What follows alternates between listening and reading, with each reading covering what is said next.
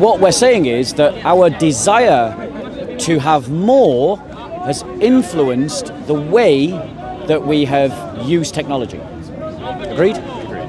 Right. That's what I'm saying is the problem.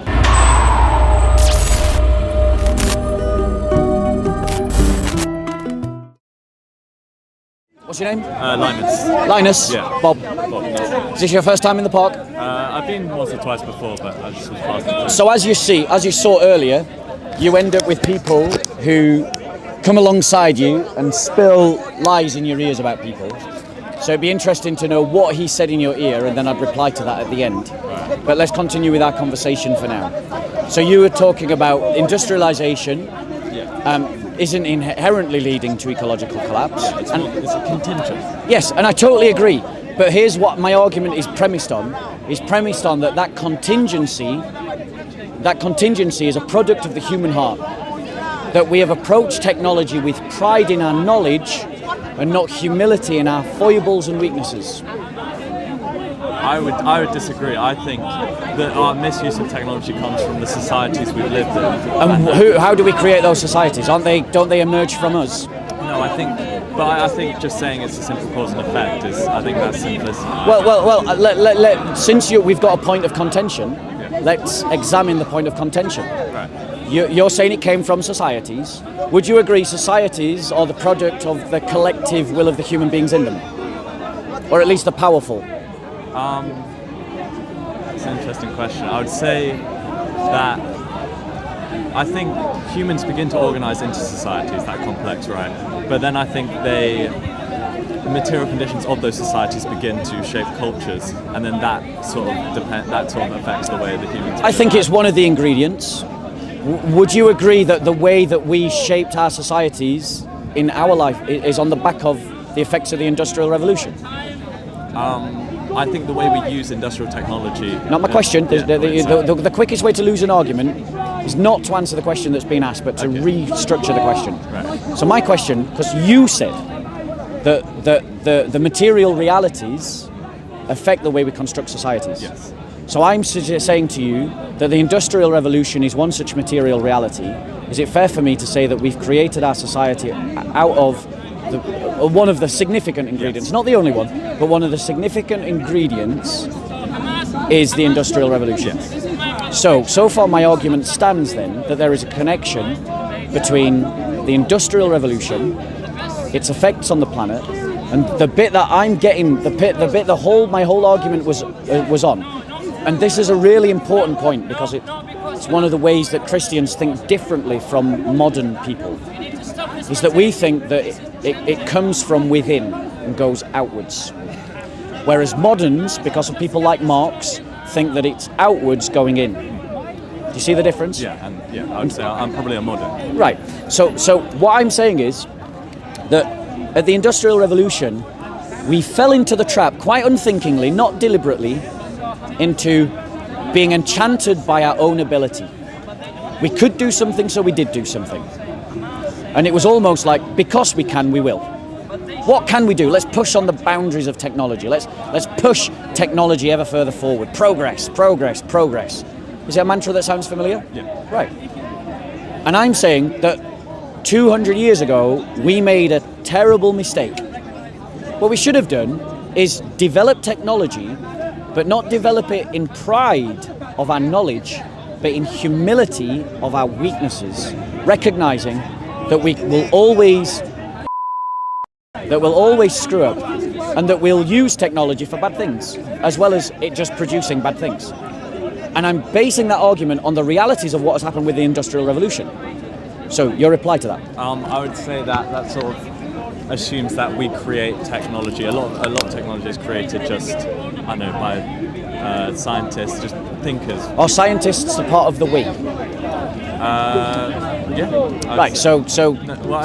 Where's the argument? I guess my point is that it sort of ignores why technology comes about. I believe the Industrial Revolution came about out of humans' sort of desire to multiply, to create more, to have greater material resources to access. Would you agree that human beings don't have to live with a desire for consumption? Yeah. Right. So what we're saying is that our desire to have more has influenced the way that we have used technology. Agreed? Agreed. Right. That's what I'm saying is the problem.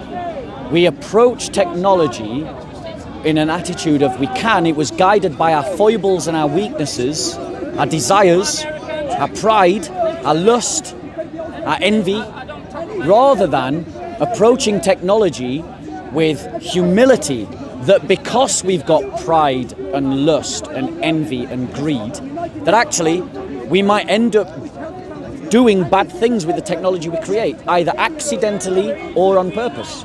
So we were unwise at the Industrial Revolution. And I'm saying that the evidence of that unwiseness is the ecological collapse that we're now living in, that you're going to suffer with more than mine and your children will suffer with. Do you know? And we're making the same mistake with the genetic revolution. I guess my point of disagreement then is less descriptive. I think we both agree on. I think maybe because I'm not a Christian, I think I probably have different views on what should be done. I think we both agree that terrible mistakes have been made with industrialism.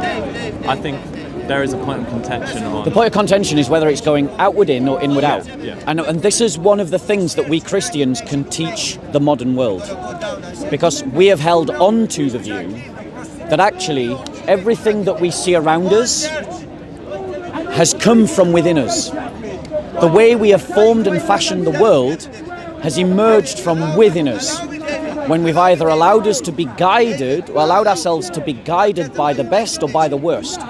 The problem with the modern world, the world that you've been educated in and cultivated in, is that it's based upon something that's not true. Marx was wrong when he said that it's just outward in. You're not a blank. You weren't born a blank sheet of paper. I agree. There wasn't much written on the sheet of paper. The Christian view doesn't say that there was loads written on the sheet of paper, but we say that there was something written on the sheet of paper, and then society comes in and puts in the other stuff. But this one line affects whatever society writes in the rest. So, I mean, I guess maybe I haven't educated myself on this topic. What is that one line? Human beings are selfish. 11 September, the meeting, it was 13 September. Right, but we try to construct a society in denial of that truth. I think I would disagree that human beings are naturally selfish. Okay, so what would your be in the full weight of history, with all the murders, rapings, pillagings, destruction and slavery, genocides, holocausts, grasping for power, deceit, manipulation, what are you going to point to say that humanity are not inherently selfish? I don't know the exact. I would say pre-modern, but that implies sort of. Well, pre-modern gets you back just beyond the 1700s, so you're still in trouble. Yeah, no, that's what I was saying. I would say pre-civilization, from sort of hunter-gatherers. Hunter-gatherers killed one another. They did. You know the Homo sapien wiped out the Neanderthal, right? No. Well, I think isn't there debate over that, whether that was interbreeding or it was just... Well, it was both. Yeah, okay. Right, but the thing is, that demonstrates that human behaviour hasn't changed. But I think just to decry that selfish, I think we may be. I mean, you can give the example of altruistic tribes, where, I mean, personally, what I've read is that human beings only begin to think atomistically, as think of themselves as individuals, once there's a surplus of food, and that only comes about with agriculture. So we only begin to see ourselves, even like the concept of seeing as individual selfishness doesn't make sense. So let's talk about your mythical altruistic tribes. Yeah. And the reason why I know they're mythical, right, is because every single one of the tribes that ever gets pointed to by people who make this argument, they're basically, what they're doing is they're picking up some romanticized vision of these old tribes, that they've picked up from the media, and it's not actually based on any real study. So I haven't picked this up from the media. I promise you. Okay, so which altruistic tribe are we talking about? Obviously, I read the book like 6 months ago. I couldn't give you a name. Where are they in the world?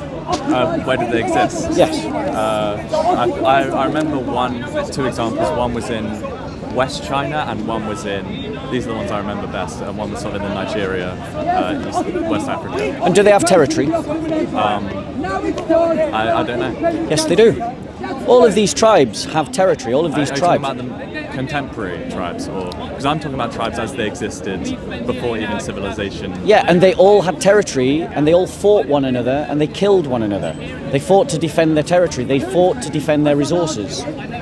So this altruistic tribe is a modern myth. At least what I've read is that when a tribe sort of came into resource depletion, where there's not enough resource for everyone, at the time, at least at, I can't remember what year, at some point on Earth's history, there was around 100,000 humans, no?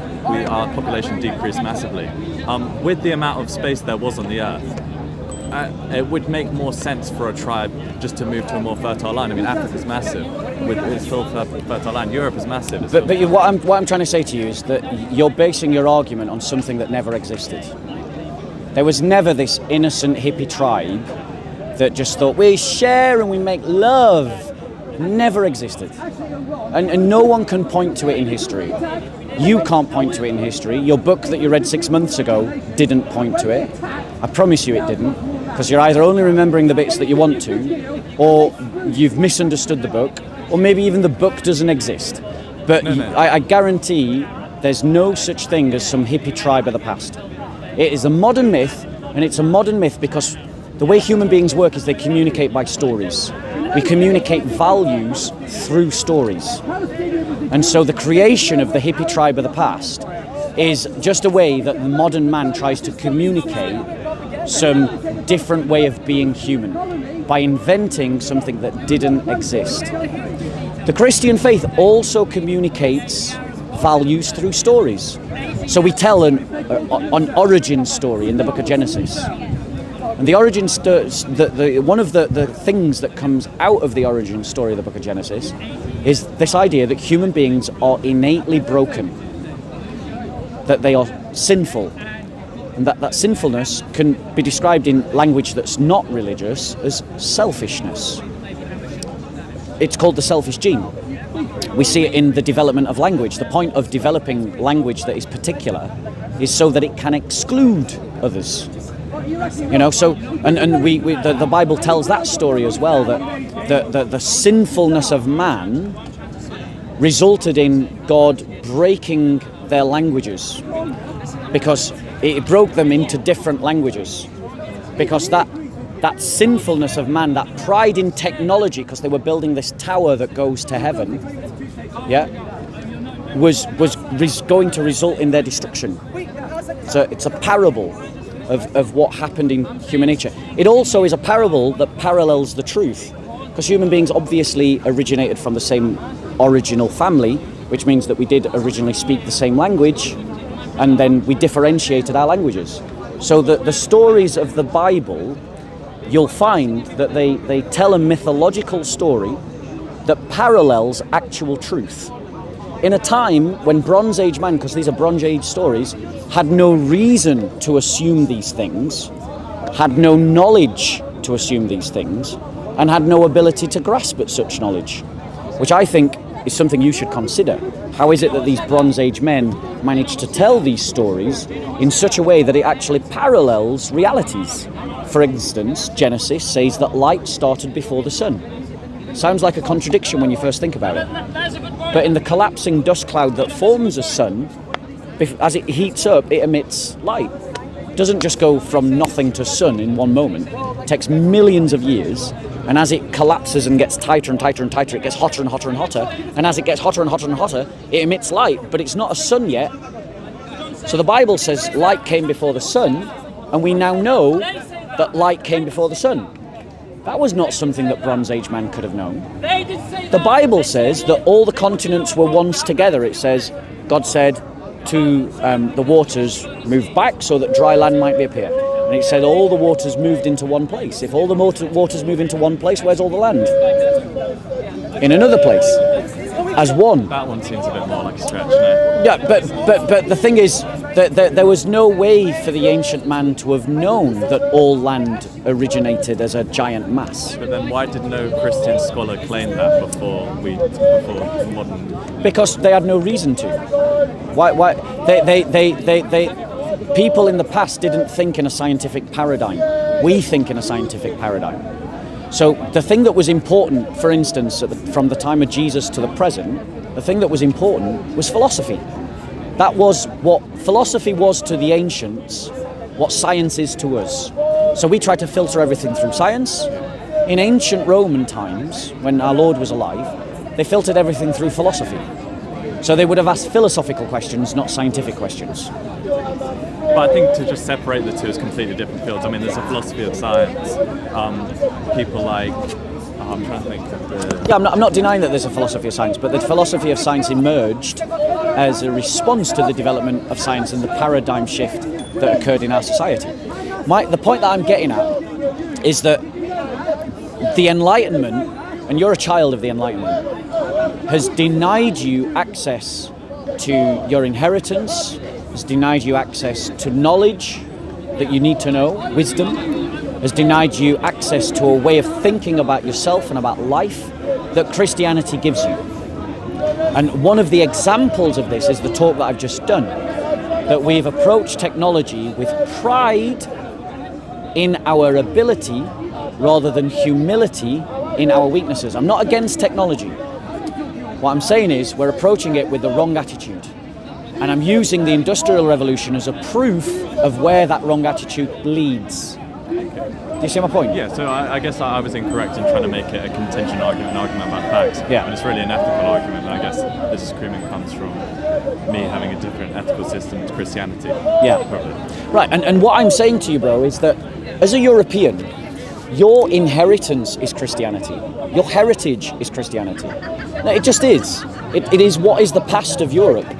And as a European, that it was your birthright, but you live in a society that has denied you any knowledge of it and has stereotyped it and has villainized it and has filled you with sentiments that make you think that it should be dismissed out of hand. But surely as a European, paganism is more my... If we're doing it, like how far do we go back? Because, I mean, I descend from Irish travellers, they only became Christian, very much later than the rest of Europe. I think it was like 10... I don't know the exact dates, I'm not going to claim to. Yeah. But surely that's not my birthright if, let's say the past 1,000 years, that was a Catholic country. 1,000 years before they were pagan. I mean, I don't understand how that... Yeah. So in terms of that very question, the Europe as we understand it, you can't even think about Europe without admitting its Christian influence. There wasn't an idea of a European civilization until Christianity. The idea of a European civilization is a fruit of Christianity. It's called Christendom. And it was this idea that there was... I have no idea what's going on here. Okay. Fair enough. Yeah, but he is a bit of a rowdy fella. He is, yeah. And he's been excluded by the Sunni Muslims. They're pushing him out of the park. Yeah. So anyway, there wasn't a concept of Europe that was pagan. They didn't have it. The concept of Europe comes from Christianity. So if you are identifying as a European or claiming a European heritage, you can only do that with a Christian worldview. Because Christendom is what we in the West think of when we think of Europe. It defines our boundaries, it defines our cultural norms, our moral norms, our linguistic norms. It all emerges from the effect of Christianity upon the barbarians of Europe. And you've been denied all knowledge of this because the state doesn't want you to be Christian. And what I'm saying, bro, is claim your inheritance, claim your heritage. Learn about it. Even if you decide, right, actually, no, it's not for me, at least make an informed decision. Don't let society make that decision for you. Okay. Or your family, or your friends. Okay. So, have you got a Bible? At home, yeah. Right, brilliant. I mean, that's another example of the fact that Christianity is this cultural echo that reverberates around our families. The fact that you've got a Bible, you're not even Christian. My family are. Right. So what I'm saying is, bro, like, they pick up that Bible, read it, and then come back and talk to me if you want to, right? Or go and talk to a knowledgeable Christian, not an ignorant Christian, because every ignorant man has a belly button. And every ignorant man has an opinion, and they're one in the same. They don't hold much water. What you've got to do is you've got to go and speak to a knowledgeable person about the Christian faith, to learn about it, to decide if actually, I also want to follow in this way of being human, this following of Jesus Christ as one of his disciples. Yeah? Will you do that? Yeah, sure. All right, brilliant. What's your name again? Linus. Linus. Yeah. That's a brilliant name. Also a Christian one. Yeah, it's second Pope, right? Yep, Pope Linus. So pick it up, talk to some knowledgeable Christians, come and talk to me if you can't find any, and learn about this faith. Don't just reject it because society has kind of nudged you in that direction. Yeah? I'd give you a Bible, but I haven't got one to give. So let me see what I've got. I try to give everyone who has a nice conversation with me a book. You've got a Bible at home, so I'll not give you a Bible. But I want to show you what Christianity does, right? To show you the impact that it has on people's lives and how it makes them different and behave differently from the moderns, which is what you are. This is the story of some Christian missionaries and about what they did amongst some of the poorest communities and some of the most dangerous communities, and how they went to the poor and basically did things that were transformative to those poor communities. Because the Christian faith, if it is anything at all, has got to be one that is lived. Not just contemplated and thought about, but something that does something in the real world. Okay. All right, there you go. I'll take it. How about next week? I'll come back and see if I have any questions about modernism and Christianity. I don't feel comfortable taking a book for someone I've only just met, Okay, fair enough. It was offered in sincerity, so we'll talk if you want to next week. What, just out of interest, what did that Muslim brother whisper into your ear while I was talking? Oh, he was just like, talking about anti-Islam, he was talking about technology. And then what else did he say? Oh, and then he said something about you debating Muslims all the time or something. Yeah. So as you can see, he lied to you because I wasn't talking about anti-Islam, and I've just debated a non-Muslim. There you go. Thank you. Just proof that the Dawah team lie. Okay. So, God bless you, Linus. Take care. So, what you saw is that a youth in the UK has no contact or knowledge of his own history, his own culture, and his own identity. It's been denied to him. And as Christians, what we've got to do is we've got to encourage people to reclaim that. And if you're a non-Christian who's watching this, if you are like that brother, you're not a Christian, but you recognize yourself as a European, bearing in mind that there's no such thing as European identity without Christianity, then you owe it to yourselves to pick up a Bible, to learn about the Christian faith from knowledgeable people, and to decide whether you want to follow that or not. Don't allow the prompts and the nudgings of society to influence whether you accept or reject the Christian faith. But allow your own mind to make that decision based upon what you learn. Because as you can see, Christianity has meaningful things to say, not just to the individual, but to society itself, in the way that society conducts itself. God bless.